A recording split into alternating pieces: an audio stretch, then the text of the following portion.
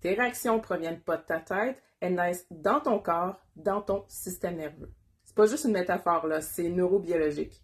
Ton système nerveux, c'est lui qui décide si tu es en sécurité ou en danger. Puis il prend cette décision-là avant même que tu en sois conscient, consciente.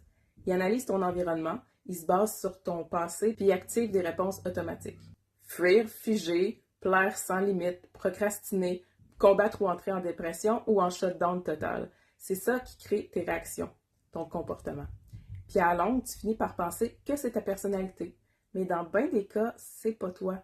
C'est juste ton corps qui a appris à survivre et plus il est coincé dans ces états-là, plus les risques de développer des troubles de l'humeur comme l'anxiété et la dépression, puis des troubles de santé physique augmentent. T'es-tu déjà dit « Ouais, mais j'ai toujours été comme ça.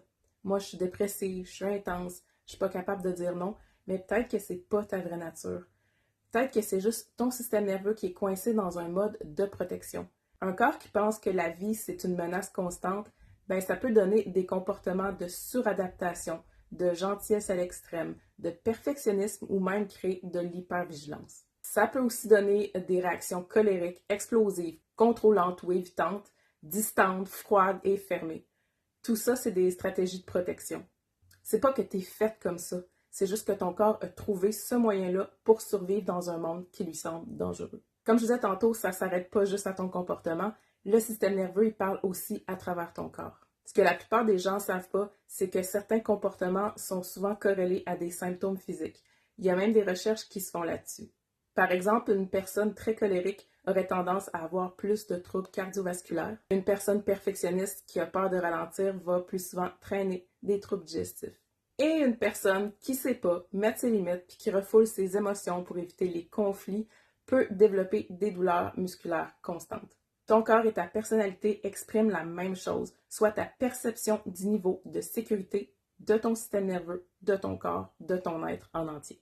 Des douleurs chroniques qui persistent, des crampes, des tensions, des troubles digestifs, de l'insomnie, de la fatigue inexpliquée, des dérèglements hormonaux et immunitaires, ben c'est possible que ça aboutisse à ça, une dysrégulation du système nerveux. Ton corps est pris dans une boucle de survie, puis il te parle comme il peut, à travers des comportements et des symptômes. Plus ton corps se sent en danger, plus ta fenêtre de tolérance devient petite et plus il devient réactif.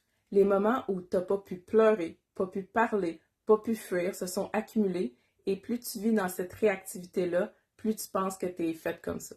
Mais quand tu commences à réguler ton système nerveux, ben, il y a plein de choses qui changent. Les douleurs se calment, la fatigue se replace, les troubles digestifs s'apaisent, tu dors mieux, tu as plus d'énergie, tu n'as plus besoin de te battre contre ton corps parce que tu comprends qu'il fait juste payer le prix, puis qu'en se sentant enfin écouté et en sécurité, ben, il retrouve son homéostasie, soit l'équilibre de tous ses systèmes. Puis ce que tu pensais être ta personnalité, le besoin de tout contrôler, la peur du conflit, le sentiment de ne pas être assez, la dépendance à la productivité, le besoin d'être validé par les autres, ben ça crée une bonne base pour ensuite aller travailler plus cognitivement avec ces aspects-là, avec moins de résistance. Ça fait que tu as enfin de la place pour une version de toi qui est plus résiliente, plus ancrée, plus vraie. Celle que tu étais avant le stress, avant le trauma, avant les stratégies de survie, celle qui agit en ligne avec ses valeurs et non pas par réactivité et défensivité.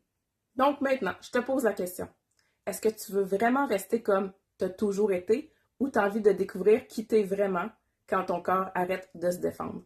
Parce que c'est pas ta personnalité qui est brisée, c'est juste ton système nerveux qui a appris à survivre. Puis ça se régule, mais il faut aussi savoir une chose. Réguler ton système nerveux, c'est pas juste te rétablir, c'est aussi faire des deuils. Entre autres, le deuil de cette personnalité-là qui t'a protégé, qui t'a permis de passer à travers, mais qui aujourd'hui t'empêche d'avancer, qui t'alourdit, qui te freine. Cette ancienne version-là, tu peux pas l'amener avec toi dans ta nouvelle vie. Parce que la personne que tu veux devenir, elle peut pas exister dans un système qui est encore en mode survie.